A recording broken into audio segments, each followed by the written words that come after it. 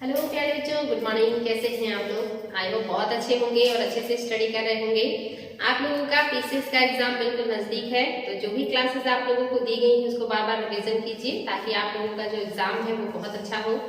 हम लोग आधुनिक भारत का इतिहास पढ़ रहे थे और आधुनिक भारत के इतिहास में हम लोगों ने मुगल साम्राज्य के पतन के बारे में देखा या उत्तर मुगलवर्ती जो शासक हैं इनके बारे में देखा, जिसमें औरंगजेब के उत्तराधिकारी हैं और साथ ही अब उनके बाद के जो उत्तराधिकारी हैं वो आने वाले हैं। तो हम इन सारी चीजों को देख चुके हैं लगभग, और अब हम आगे बढ़ चुके हैं जिसमें हमने क्षेत्रीय शक्तियों को देखा था कि जब मुगल साम्राज्य का पतन हो रहा था तो उस समय भारत में अन्य जो अलग अलग क्षेत्र हैं उसमें कौन से क्षेत्रीय शक्तियों का विकास हो रहा था।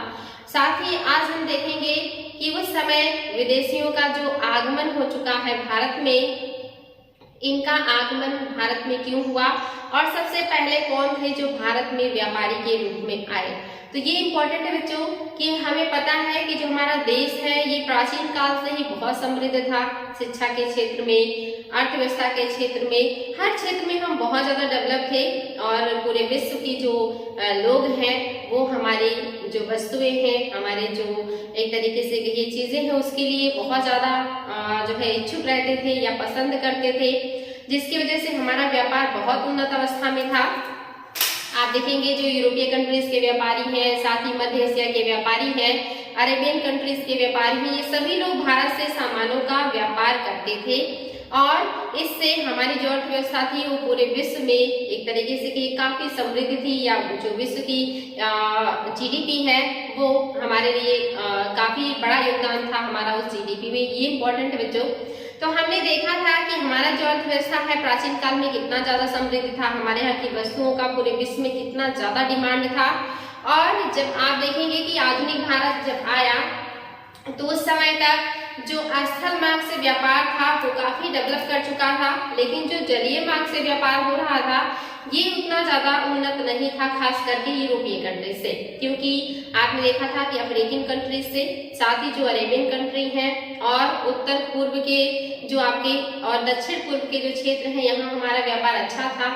खास करके चोल काल में आपने देखा था कि जो दक्षिण पूर्व के देश हैं, इंडोनेशिया, मलेशिया, मलाया, इन सारे देशों के साथ भी व्यापार और राजनीतिक जो एक तरीके से कहें कि बातचीत काफी मजबूत थी। हमारे यहाँ के राजाओं ने वहाँ के क्षेत्रों पर अधिकार भी किया था। लेकिन आधुनिक काल आते आते जो यूरोपीय कंट्रीज हैं इनके यहाँ जो व्यापार हो रहा था भारत से वो बाधित होने लगा। और ऐसा क्यों हुआ था? क्योंकि आप जानते हैं कि भारत या एशिया से यूरोप महाद्वीप को जोड़ने वाले दो स्थलीय देश हैं, जिसमें एक है टर्की और दूसरा है रूस। इसीलिए इन दोनों को यूरेशियाई देश भी कहा जाता है, क्योंकि ये स्थल से जो है एशिया को यूरोप से जोड़ते हैं और भारत से जो भी व्यापार होता था इन्हीं देशों से होता था, खास करके टर्की से, क्योंकि जो यूरोप है ये ऊपर पड़ता है, साइबेरिया का क्षेत्र है, ठंडा क्षेत्र है, तो यहाँ से व्यापार मुमकिन नहीं था। लेकिन जो तुर्की है या जो टर्की है यहाँ से स्थल से जुड़ाव था और ज्यादातर जो व्यापार है ये टर्की से होता था। और जो टर्की का क्षेत्र है ये पहले एक तरीके से कहेंगे कई शक्तियों के हाथों में बटा हुआ था। यूरोपीय कंट्रीज के जो शक्तियां हैं उनका भी इस पर दबदबा था, जिसकी वजह से व्यापार सारे जो यूरोपीय व्यापारी वो भी कर रहे थे। लेकिन आगे चल करके स्थिति ऐसी नहीं रही। 1453 ईस्वी में उस्मानिया साम्राज्य ने कुस्तुनतुनिया और जो आसपास के क्षेत्र थे जहां से व्यापार होता था उस पर अधिकार कर लिया, जिसकी वजह से जो यूरोपीय देश थे जिनका वहां पे आधिपत्य था या जिन्होंने व्यापार पर अपना अधिकार कर रखा था, उस रास्ते पर अपना कंट्रोल कर रखा था, उनका कंट्रोल समाप्त हो गया। एक तरीके से कहेंगे कि जो यूरोप के व्यापारी हैं उनका अब दबदबा समाप्त हो गया टर्की से या कुस्तुनतुनिया से, क्योंकि वहां के जो शासक हैं, जो साम्राज्य है, उन्होंने वहां पर अब अधिकार कर लिया है। उस्मानिया साम्राज्य का अधिकार हो गया उस स्थल मार्ग पर जहां से एशिया और यूरोप से व्यापार होता था। तो ऐसे में जो यूरोपीय कंट्री हैं इनको अब व्यापार करने के लिए दूसरे मार्ग की जरूरत पड़ी, क्योंकि जो व्यापारी थे उसमें ज्यादातर जो व्यापार करते थे स्थल मार्ग से ये ज्यादातर जो है आप देखेंगे जो आपका इटली है जिसे पहले वेनिस कहते थे, साथ ही जो जो है स्विट्जरलैंड के क्षेत्र के आसपास, या जिसको वर्तमान में जर्मनी का क्षेत्र कहते हैं, इन सारे क्षेत्रों के जो व्यापारी हैं, इन्हीं का इन क्षेत्रों पर ज्यादा दबदबा था। और ये जो यूरोपीय कंट्रीज के न्यू कंट्रीज थे, जिसमें डेनमार्क था, स्पेन था, जो कि बिल्कुल साइड में पश्चिम में पड़ते हैं, इनको यहाँ से व्यापार नहीं करने देते थे, जिसकी वजह से यहाँ के जो व्यापारी थे और यहाँ के जो लोग हैं, इनको बहुत प्रॉब्लम हो रही थी।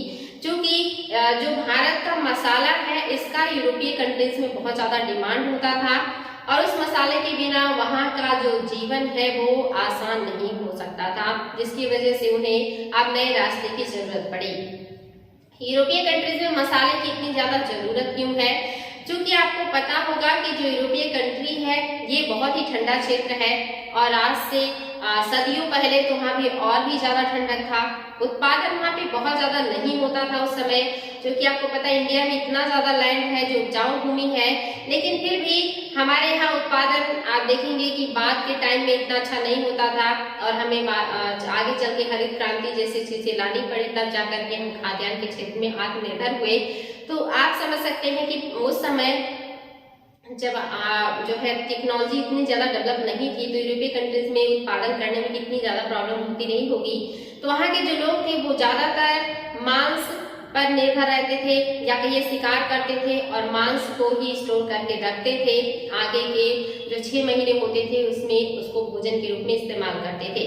जैसे हमारे यहाँ मौसम बदलता है, कभी ठंडक का मौसम आता है तो ठंड बहुत ज्यादा पड़ती है, ऐसे में काम करना थोड़ा मुश्किल होता है। तो जो यूरोपीय कंट्रीज है वहाँ तो हमेशा ठंडा रहता है, लेकिन जब ठंडक का मौसम होता है, यानी कि जब सूर्य दक्षिण की तरफ चला जाता है और उत्तर के क्षेत्रों में ठंडा बढ़ जाता है, ऐसे टाइम में यूरोपीय कंट्रीज में ठंडक बहुत ज्यादा होने लगता है। उस समय बाहर निकल करके कार्य करना जो है संभव नहीं होता था। इसीलिए ऐसे मुश्किल दिनों के लिए लोग जो है जानवरों का, पशुओं का शिकार करके उनके मांस को स्टोर कर लेते थे अपने घरों में, ताकि ऐसे टाइम में उसका जो है खाने के रूप में उपयोग कर सके। लेकिन ये मांस ज्यादा दिनों तक ऐसे नहीं रखा जा सकता। अगर उसको बिना मसाले के रखेंगे तो वो सड़ जाएगा। जैसे आप जानते हैं, अगर आपको किसी भी खाद्यान्न को लंबे समय तक रखना है तो उसमें आपको मसाले, तेल और ऐसी चीजों का उपयोग करना पड़ता है, ताकि वो ज्यादा समय तक सुरक्षित रहे। जैसे आप फलों से सिरका या अचार या मुरब्बा या ऐसी कोई भी उत्पाद बनाते हैं तो उसमें आप मसाले का उपयोग करते हैं, जिसकी वजह से ये चीजें सालों साल जो है खाने योग्य बनी रहती हैं। तो जो यूरोपीय कंट्रीज के देश हैं, इनके पास खाने के लिए मांस ही ज्यादा उपलब्ध होता था, और इसको सुरक्षित रखने के लिए मसालों की जरूरत होती थी, जो कि अभी तक इनको भारत और इंडोनेशिया जैसे क्षेत्रों से प्राप्त हो जाता था स्थल मार्ग के व्यापारियों के द्वारा। लेकिन जब उस्मानिया साम्राज्य का अधिकार हो गया कुस्तुनतुनिया के रास्तों पर, तो अब जो यूरोपीय कंट्रीज हैं, खास करके जो न्यू यूरोपीय कंट्रीज हैं, जिसमें डेनमार्क है और जो पुर्तगाल है और स्पेन है, यहाँ बहुत ज्यादा मसालों का काला बाजारी होने लगा। मसाले आसमान छूने लगे, लोगों के पहुंच से बाहर होने लगे, और इन व्यापारियों को जो थोड़े बहुत व्यापार हो रहे थे उसमें भागीदारी भी नहीं मिल रही थी। तो ऐसे में यहाँ के शासक जो है मजबूर हुए कि क्यों ना हम उन मसाला देशों का जो खोज है उसके लिए जलीय मार्ग को ढूंढे, या वहां पहुंचने के लिए हम जल मार्ग को जो है ढूंढे। और उस समय जल मार्ग को ढूंढना क्यों आसान था? क्योंकि तब तक बहुत सारे जो है आविष्कार हो चुके थे। खास करके यूरोपीय कंट्रीज में आप देखेंगे तरह तरह के जहाज या शिप बनने लगे थे, जिससे यात्रा जो है वो सुगम होने लगा था समुद्रों में। और इसके अलावा वहां पर पुनर्जागरण हो चुका था, जिसकी वजह से लोगों को जागरूकता आई थी, और वो अब नया नया इन्वेंशन करना शुरू कर दिए थे। और इस इन्वेंशन की चाहत ने भी उन्हें भारत को या अन्य जो मसाला द्वीप है उनको ढूंढने के लिए प्रेरित किया। और इस तरह से स्पेन के जो सरकार है या गवर्नमेंट है, उन्होंने अपने यहाँ के एक यात्री को भेजा कि आप जाएं और भारत का जलीय मार्ग से जो है ढूंढे, ताकि हमें मसाला आसानी से उपलब्ध हो सके। और वो व्यक्ति थे कोलंबस। कोलंबस स्पेन निवासी है, और वो भारत को ढूंढने के लिए बाहर निकले समुद्री मार्ग से, लेकिन वो रास्ता भटक गए और वो पहुंच गए उत्तरी अमेरिका महाद्वीप, जो कि अभी तक दुनिया की नजरों में नहीं था या जिससे पूरा विश्व परिचित नहीं था। लोगों को अभी तक ये नहीं पता था कि उत्तरी अमेरिका और दक्षिणी अमेरिका महाद्वीप जैसा भी कोई महाद्वीप इस विश्व में है। वो मात्र अफ्रीका, एशिया, ऑस्ट्रेलिया और यूरोप को जानते थे। उनकी नजरों से दो महाद्वीप अभी जो है वो दूर थे, जिसको वो नहीं जानते थे या जिससे वो परिचित नहीं थे। और जो कोलंबस है, ये भारत को ढूंढते हुए जब अमेरिका पहुंचे तो उन्हें लगा कि उन्होंने भारत को ढूंढ लिया है या इंडिया को ढूंढ लिया। और वहां पहुंचने के बाद जब वहां के ब्लैक कलर के जनजातियों को उन्होंने देखा तो उन्होंने उनको रेड इंडियन नाम दिया, और तब से वहां की जो जनजातियां हैं वो रेड इंडियन के नाम से जानी जाती हैं। तो वहां पे पहुंचने के बाद उन्हें समझ में आया कि ये इंडिया नहीं बल्कि ये तो कोई और देश है, और इसीलिए उस महाद्वीप को आगे चल करके आप देखेंगे कि दूसरे यात्री जो जाते हैं उन्हीं के नाम पर अमेरिका रख दिया जाता है और इसे नई दुनिया कहा जाता है। और ये दुनिया लोगों के लिए नया था, इसीलिए इसे नई दुनिया कहा जाता है। कभी कभी एग्जाम में आता है कि मक्का किस दुनिया की फसल है, तो ऑप्शन में दिया रहता है नई दुनिया, क्योंकि जो अमेरिका है मक्का का उत्पादन यही बड़े पैमाने पे होता है या लोग यहाँ से परिचित हुए थे, इसीलिए इसे नई दुनिया का फसल कहा जाने लगा था। तो लोगों के लिए नई दुनिया थी। उत्तरी अमेरिका और दक्षिणी अमेरिका की खोज हो गई और अब लोग उससे भी परिचित हो गए। लेकिन कोलंबस के अमेरिका ढूंढने के बाद एक और यात्री जो कि पुर्तगाल के थे, ये भारत की तलाश में फिर से जो है निकलने की इच्छा जाहिर किए। लेकिन उसके पहले एक और यात्री जो कि यूरोपीय कंट्रीज के थे, जिनका नाम था बार्थोलोम्यो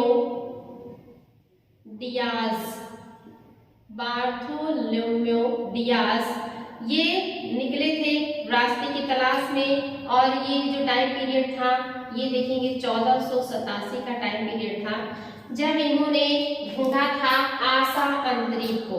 आशा अंतरिक्ष, जो आशा अंतरिक्ष है बच्चों, ये आप जानते हैं कहाँ पे है, तो ये आपका अफ्रीका महाद्वीप का जो सबसे निचला इलाका है, सबसे लास्ट शोर है, इसको आशा अंतरिक्ष या केप ऑफ गुड होप भी कहते हैं, या इसको केप ऑफ गुड होप भी कहा जाता है। तो जो बार्थोलोम्यो डियाज है, इन्होंने 1487 ईस्वी में आशा अंतरिक्ष या केप ऑफ गुड होप को ढूंढा, यानी कि वो यूरोपीय कंट्री से चले और उन्होंने अफ्रीका महाद्वीप का जो पश्चिमी किनारा है वहां से यात्रा करते हुए वो केप ऑफ गुड होप तक पहुंचे। और वहां पहुंचने के बाद वो फिर वहां से वापस लौट गए, क्योंकि ये काफी लंबा मार्ग था और उन्हें वहां पहुंचने में बहुत समय लगा, तो वो केप ऑफ गुड होप से ही वापस चले गए। और यहाँ से पता चला जो यूरोपीय कंट्रीज है कि अफ्रीका महाद्वीप के पश्चिम छोर से होते हुए भारत की तरफ या पूर्व की तरफ जाया जा सकता है और पूर्व में ही भारत है, इस बात का लोगों को ज्ञान था। और फिर यहाँ से लोगों के अंदर और भी ज्यादा उत्सुकता आई कि नहीं, केप ऑफ गुड होप अगर हम पहुंच जाते हैं तो वहां से भारत पहुंचना आसान होगा। और इसके बाद जो नेक्स्ट यात्री निकलते हैं यूरोपीय कंट्रीज से, जिनका नाम है वास्को डी गामा, जो कि पुर्तगाली है। वास्को डी गामा ये निकलते हैं यूरोपीय कंट्रीज से, पुर्तगाली है ये। और ये इम्पोर्टेंट है बच्चों कि ये कब आए हैं भारत, ये 1498 में भारत पहुंचे, 1498 में भारत पहुंचे थे, एग्जाम में आता भी है। तो तीसरे नंबर के जो यात्री हैं ये वास्को डी गामा है, जो भारत की तलाश में निकले और ये कई जहाजी बेड़ों के साथ और अपने बहुत सारे दोस्तों के साथ या अपने बहुत सारे सहयोगियों के साथ भारत की तलाश में निकले। और इन्होंने अफ्रीका महाद्वीप के पश्चिमी छोर से जो है यात्रा करते हुए ये केप ऑफ गुड होप पहुंचे और वहां से इन्होंने एक गुजराती व्यापारी जिनका नाम था अब्दुल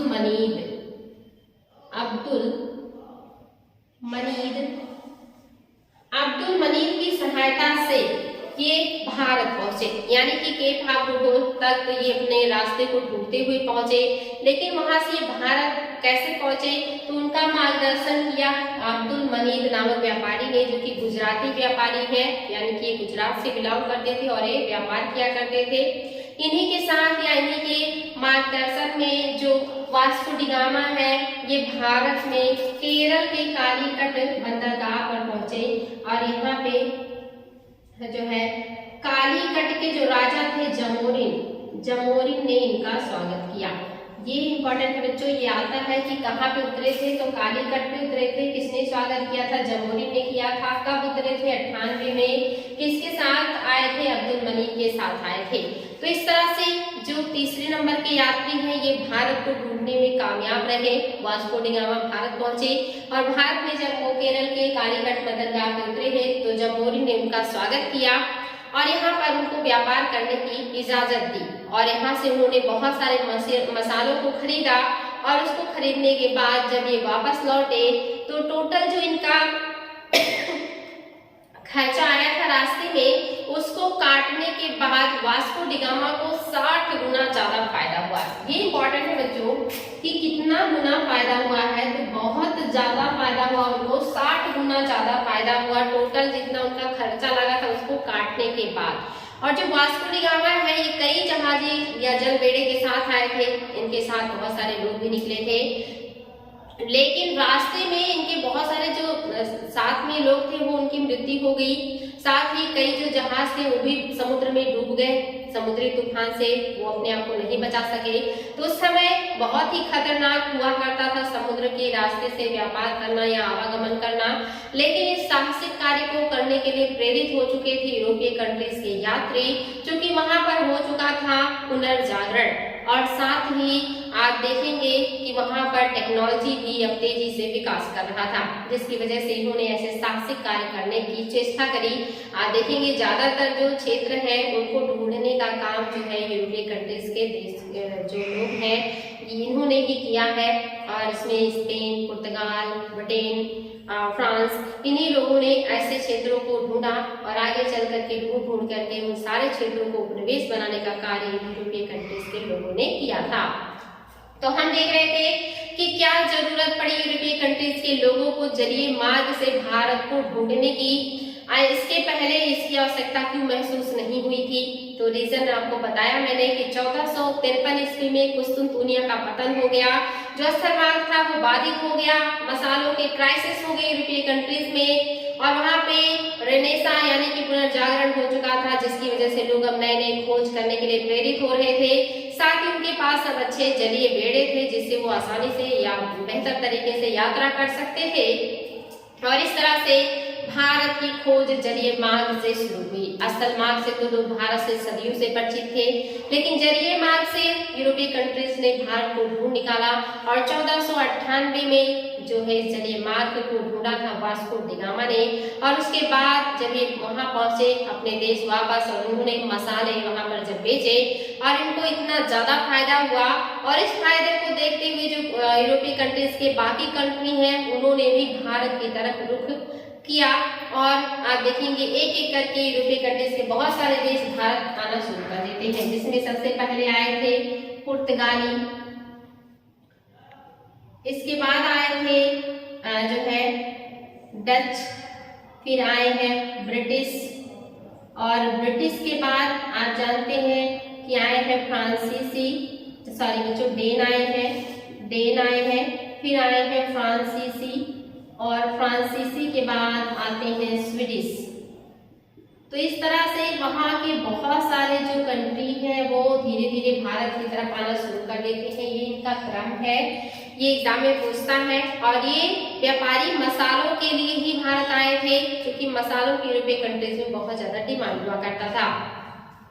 लेकिन उसके पहले हम देख रहे थे कि भारत की खोज करने के लिए निकले थे कोलंबस, और वो पहुंच गए थे उत्तरी अमेरिका, जिस दुनिया से आज तक या तब तक पूरा विश्व परिचित नहीं था। वहां पहुंचने के बाद उन्हें समझ में आया कि ये बहुत बड़ा महाद्वीप है, और यहाँ पर जो है खनिज भंडार बड़े पैमाने पे है, यहाँ से हम अच्छा खासा जो है पा सकते हैं, उत्पादन भी कर सकते हैं, खनिजों को भी पा सकते हैं। और फिर यहाँ पर यूरोपीय कंट्रीज के लोगों ने लूट मचाना शुरू किया। आप जब एनसीईआरटी की क्लासेस पढ़ेंगे तो वहाँ पे बहुत ही इसका जीवंत वर्णन किया गया है कि जब यूरोपीय कंट्रीज के लोग अमेरिका पहुंचे तो वहाँ पर जो निवास करने वाले लोग थे वो जनजातीय थे। जैसे आज भी हमारे यहाँ देखेंगे बहुत सारी जनजातियां पाई जाती हैं जिनका अपना प्राचीन कल्चर है, अपना प्राचीन तौर तरीका है और वो उसी में जीते हैं और उसी में खुश रहते हैं। वो बाहरी लोगों को पसंद नहीं करते और वो बहुत ही अल्हड़ किस्म की उनकी जिंदगी होती है।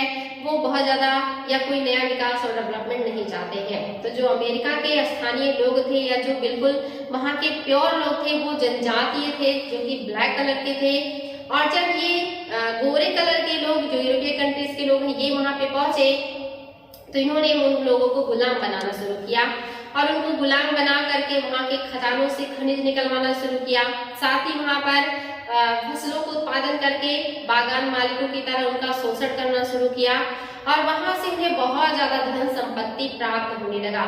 यानी कि बच्चों अगर आप कहेंगे जो यूरोपीय कंट्रीज इतना ज्यादा समृद्ध हुए हैं उसमें अमेरिका के जो खनिज संसाधन है वहां से जो उत्पादित वस्तुएं और सामान थे, साथ ही भारत और अन्य देशों से जो उत्पादित वस्तुएं सामान और खनिज संसाधन थे, इन्हीं से यूरोपीय कंट्रीज इतना अमीर हो गए। वरना आप जानते हैं कि वहां पे बहुत ज्यादा गरीबी थी, खाने के लिए वहां पे खाद्यान्न पर्याप्त नहीं थे और वो लोग पूरे विश्व पर निर्भर रहते थे अपनी जरूरतों को पूरा करने के लिए। इतनी ज्यादा वहां पर गरीबी थी, इतना ज्यादा वहां पर अंधविश्वास था, इतना ज्यादा वहां पर शोषण था महिलाओं का, दासों का, सभी लोगों का।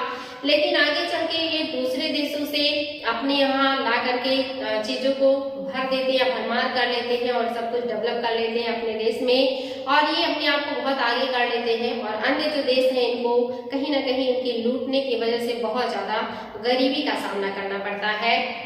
तो जब ये अमेरिका पहुंचे वहां के संसाधनों को देखा तो इन्होंने वहां के संसाधनों का भी लूट करना शुरू कर दिया और यहाँ तक कि यूरोपीय कंट्रीज में इस तरह की बातें होती थी कि वहां पर सोना ही सोना है, जो भी जाएगा वो वहां से सोना भर भर के लेकर के आएगा, इतना ज्यादा सोना है। इस तरह की बातें अमेरिका के बारे में लोग किया करते थे। और यहाँ पर ये जो यूरोपीय कंट्रीज है इन्होंने एक विचित्र तरह का कार्य करना शुरू किया। एक ट्रायंगल बनाया और वो ट्रायंगल कैसा था, जैसे ये इंडिया है और इंडिया के साइड में आप देखेंगे अफ्रीका है, अफ्रीका के पश्चिम में दक्षिणी अमेरिका है, अफ्रीका के उत्तर में यूरोप है और यूरोप के पश्चिम में उत्तरी अमेरिका है। यानी कि जब आप मैप में देखेंगे तो बीच में आप देखेंगे कि महासागर है जिसे कहते हैं अटलांटिक महासागर और उस महासागर के पूर्व छोर पर जो है ऊपर में यूरोपीय महाद्वीप है और नीचे के क्षेत्र में अफ्रीका महाद्वीप है और अटलांटिक महासागर के पश्चिम छोर में ऊपर की तरफ देखेंगे उत्तरी अमेरिका और नीचे की तरफ देखेंगे आप दक्षिणी अमेरिका है।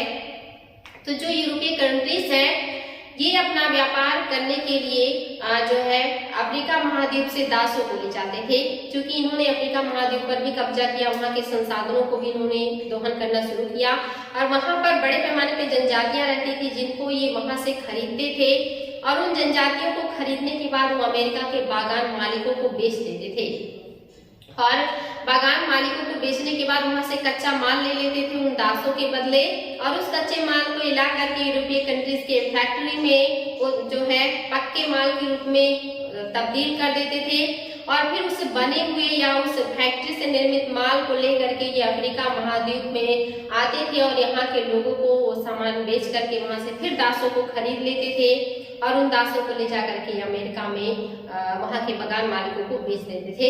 यानी कि एक त्रिकोण, एक ट्रायंगल के आकार का इन लोगों ने संरचना बनाया था अपने व्यापार का। मान लीजिए ये यूरोप है, यूरोप ये मतलब जो यूरोप महाद्वीप है, नीचे आप देखेंगे अफ्रीका महाद्वीप है, अफ्रीका और आप देखेंगे इधर है उत्तरी अमेरिका, नॉर्थ अमेरिका और नीचे है आपका दक्षिणी अमेरिका या साउथ अमेरिका। जो यूरोपीय कंट्रीज के व्यापारी है ये यहाँ से निकलते थे और अफ्रीका कंट्रीज से जाकर के दासों को खरीदते थे, बड़े पैमाने पे ये दासों को खरीदते थे कांगो से, नीचे के क्षेत्रों से, दक्षिण अफ्रीका से और उन दासों को जहाजों में भरते थे और उसको लेकर के पहुंच जाते थे उत्तरी अमेरिका और यहाँ के बागान मालिकों को उन दासों को बेच देते थे और यहाँ से कच्चा माल लेकर के पहुंच जाते थे यूरोपीय कंट्रीज। यहाँ के फैक्ट्री में उस कच्चे माल को निर्मित करके, विनिर्मित करके पक्के माल के रूप में तब्दील करते थे और उस माल को लेकर के फिर अफ्रीकन कंट्रीज आते थे और यहाँ के लोगों को बेच करके और वहां से दासों को खरीदते थे और उनको फिर से यहाँ पे पहुंचा देते थे। इस तरह से इन दासों की मेहनत और उनके द्वारा जो उत्पादित माल है उसकी वजह से जो करने लगे। साथ ही जो इंडिया था, इंडिया से भी ये बड़े पैमाने पे धन की लूट करते थे, उसको लेकर के ये यूरोपीय कंट्रीज जाते थे। तो इंडिया के संसाधन, साथ ही अमेरिका के संसाधन और अफ्रीका महाद्वीप के दासों की वजह से यूरोपीय कंट्रीज बहुत तेजी से डेवलप करना शुरू कर दिया और यही इनके विकास के पीछे यहाँ के दासों का शोषण, अमेरिका का संसाधन और भारत के संसाधनों का बड़ा हाथ था। तो ये इंपॉर्टेंट है बच्चों। इन्होंने एक ट्रायंगल का आकार बनाया। जब इन्हें रास्ता नहीं मिला स्थल मार्ग से भारत आने का, तब इन्होंने जलीय मार्ग ढूंढा और स्पेन और पुर्तगाल के लोग पहले पहुंचे केप ऑफ गुड होप या आसान द्वीप, और फिर यहाँ से अब्दुल मजीद की सहायता से पहुंचे केरल के तट पर, और इन्हीं के पीछे पीछे फिर यूरोपीय कंट्रीज के अन्य देश भी आना शुरू कर दिए और 1 बाय 1 करके ये भारत में व्यापार करने पहुंच गए थे।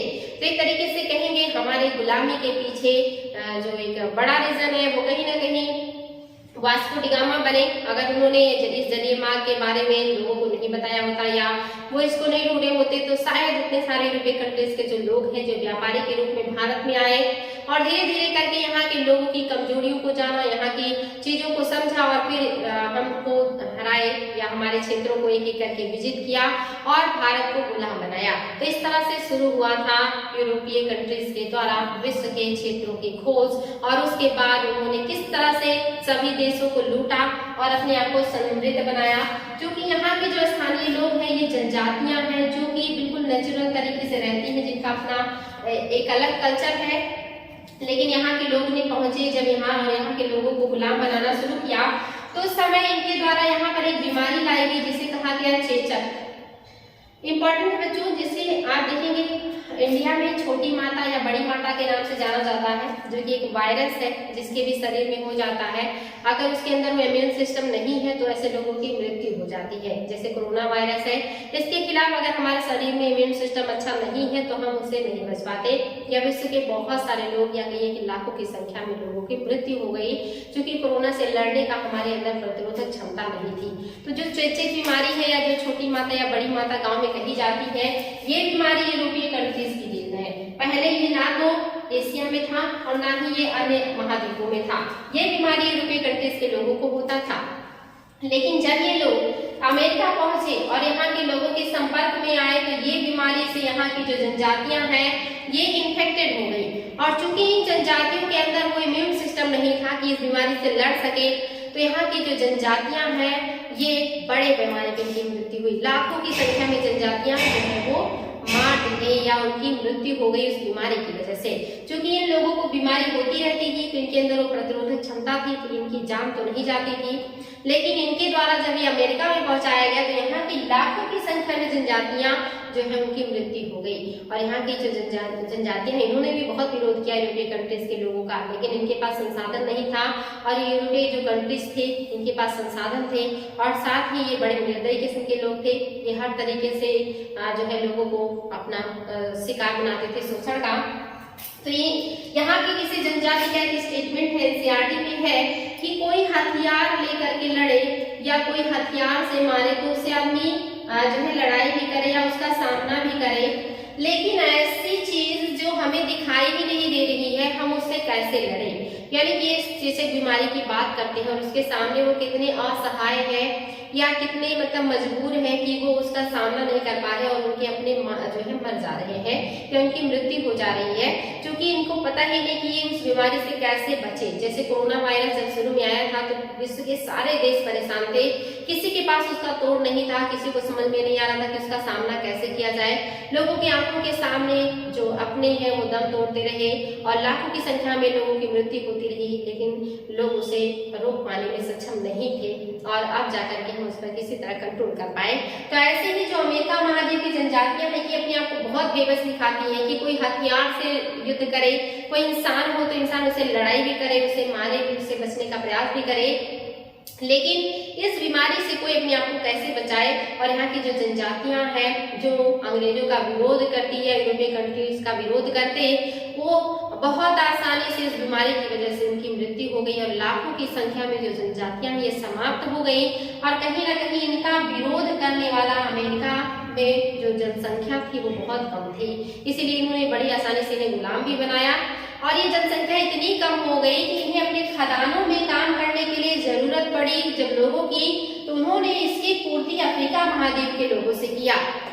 यानी कि उत्तरी अमेरिका महाद्वीप के ज्यादातर जो लोग हैं इनकी मृत्यु इस चेचक बीमारी की वजह से हो गई, जिसकी वजह से यूरोपीय कंट्रीज के लोगों को यहाँ के बागानों में, यहाँ के खदानों में काम कराने के लिए दासों की जब जरूरत पड़ी या मजदूरों की जरूरत पड़ी, तो इन्होंने यूरोपीय अफ्रीकन कंट्रीज की जो जनजातियां हैं इनको पकड़ पकड़ करके लेकर के यहाँ ले आए और यहाँ पर जो है इनसे जबरदस्ती काम कराना शुरू किया है। एनसीईआरटी में लिखा है कि जो लोग हैं इनको जानवरों की तरह उठा करके नाव में ठूस दिया जाता है और कई महीनों की यात्रा के बाद उनसे नाव से बाहर निकाला जाता है। उनकी सुख सुविधाओं का कोई ध्यान नहीं रखा जाता है, इतना उनके साथ गलत व्यवहार किया जाता है। एनसीईआरटी में तो यहाँ तक लिखा है कि एक परिवार के कई मेंबर अलग अलग व्यापारियों के द्वारा खरीदे जाते हैं एक ही बाजार में और वो अलग अलग दिशाओं में लेकर जाए जाते हैं। माँ अपने बच्चे के लिए रोती है, बच्चा अपने माँ के लिए रोता है और इतना जो है दर्दनाक मंजर होता है जो यूरोपीय कंट्रीज के लोगों के द्वारा उस समय किया जाता था। इस तरह से एनसीईआरटी में बहुत ही जीवंत वर्णन इस घटनाओं का किया गया है। तो बच्चों ये चीज समझेंगे आप लोग कि ये किस तरह से अमेरिका महाद्वीप का शोषण करना शुरू किए। साथ ही आप देखेंगे नेचर भी जो है ये अंग्रेजों का साथ देता है, कहीं ना कहीं ये जहां भी जाते हैं परिस्थितियां इनके अनुकूल होना शुरू हो जाता है अपने आप। कभी कभी लोग कहते हैं कि इंसान की किस्मत होती है कि उसकी मुसीबतें अपने आप दूर हो जाती हैं और कभी कभी जब उसका बैड लक होता है तो जो है आसान से रास्ते भी बड़ी मुश्किल हो जाती हैं। लेकिन अंग्रेजों के साथ इनका एक तरीके से ये भाग्य भी था, ये जहां भी जाते थे इनके रास्ते अपने आप साफ होते चले जाते थे और नेचर इनका सपोर्ट भी कर रहा था। और इस तरह से इन्होंने बड़ी आसानी से अमेरिका, उत्तरी अमेरिका महाद्वीप के संसाधनों पर, दक्षिण अमेरिका महाद्वीप के संसाधनों पर अपना कंट्रोल किया और उसका शोषण और दोहन करना शुरू कर दिया।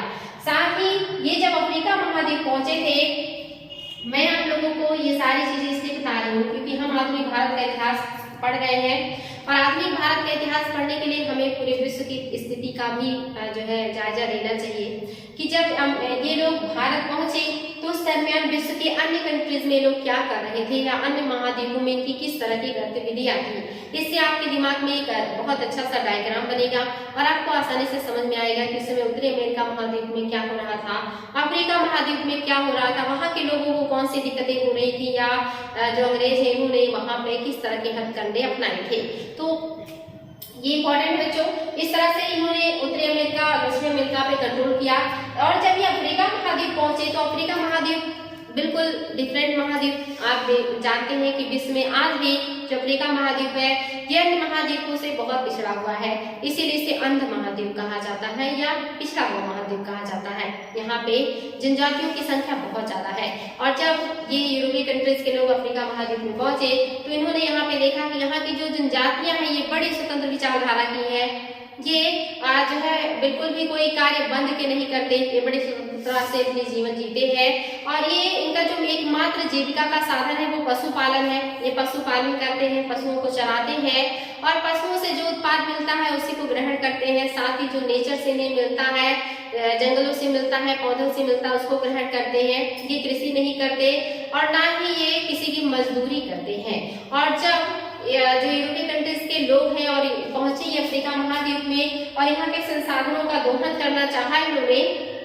तो यहाँ के लोग काम करने के लिए तैयार ही नहीं होते थे। इनके खदानों में अगर ये रोड बनाते थे तो उसमें मदद नहीं करते थे, कारखानों में मदद नहीं करते थे। ऐसे में यूरोपीय कंट्रीज के लोगों को बड़ी दिक्कत हो रही थी कि कैसे खदानों से कच्चा माल निकाला जाए या कैसे कृषि किया जाए, तो कैसे वहाँ की जो फसल है उसको कैसे काटा जाए, फैक्ट्री में कार्य कौन करे, क्योंकि यहाँ की जो जनजातियां हैं ये बिल्कुल भी काम करने को तैयार नहीं होती थी। ये मरना पसंद करती थी लेकिन किसी की मजदूरी करना पसंद नहीं करती थी। एनसीईआरटी में ये सारी चीजें बहुत ही खूबसूरती से लिखा गया है कि जब ये वहाँ पहुंचे तो इन्हें समझ में नहीं आता था कि कैसे इन जनजातियों से काम लिया जाए। इन्हें ना पैसे की लालच है, ना इन्हें जमीन का लालच है, ना ही और किसी चीज का लालच है। इन्हें कैसे मजबूर किया जाए कि हमारी फैक्ट्री में, हमारे कारखानों में, हमारे बागानों में काम करे। तो यहाँ पर भी नेचर ने इनका बहुत साथ दिया, क्योंकि यहाँ के जो लोग हैं ये जनजातियां हैं और पशुचारण करती हैं। इनका एकमात्र सहारा या जीविका जो है वो पशुचारण है। तो इन्होंने यहाँ पे इनके खिलाफ काम करने का प्रयास किया, इनके साथ जबरदस्ती करने का प्रयास किया, लेकिन ये संभव नहीं हुआ। लेकिन आपको यहाँ जानकर बड़ा आश्चर्य होगा, जो यूरोपीय कंट्रीज के लोग हैं जब यहाँ पहुंचे तो यहाँ पर इनके साथ जो एशिया महाद्वीप में जानवरों में फैलने वाली बीमारी थी वो भी पहुंच गई। यानी कि आपने देखा था उत्तरी अमेरिका में गए तो यहाँ पे चेचक की बीमारी ले गए, जिसकी वजह से वहाँ की जनजातियों की मृत्यु हुई। और जब ये अफ्रीका महाद्वीप में पहुंचे तो इन्होंने मध्य एशिया की जो है जानवरों में फैलने वाली बीमारी है, उस बीमारी का नाम आप देखिएगा एनसीईआरटी में क्या है बच्चों, बहुत ही अच्छा है। और उस बीमारी को जब इनके साथ पहुंची अफ्रीका महाद्वीप, यहाँ के जो पशु हैं ये बड़ी संख्या में इनका मृत्यु होना शुरू हो गया। और देखते ही देखते जो पशु हैं वो बड़े पैमाने पे जो है काल की काल में समा गए। और जो जनजातियां हैं जिनके पास इतनी ज्यादा पशु हुआ करते थे, इनके 100% पशुओं में से लगभग 80% जो पशु हैं ये इस बीमारी से ही मर गए। यानी कि इनके पास सिर्फ 20% पशु बचे, 80% पशुओं की मृत्यु इन अंग्रेजों के द्वारा या इन यूरोपीय कंट्रीज के लोगों के द्वारा जो बीमारी आई थी पशुओं की, उसकी वजह से इनकी मृत्यु हो गई। यानी कि उनके जीवन का जो सहारा था, उनकी जो जीविका थी, जो उनका संसाधन था, जिसके सहारे वे इतने स्वतंत्र जीवन जीते थे, वही नहीं रहा, वो समाप्त हो गया। साथ ही अंग्रेजों ने इनके चारागाहों को सीमित कर दिया, इनके रास्तों को बंद कर दिया और इनको धीरे धीरे करके जंगलों में सिमटने के लिए मजबूर कर दिया। और इनके पास पशु भी नहीं रहे, इनके पास चारागाह भी नहीं रहे।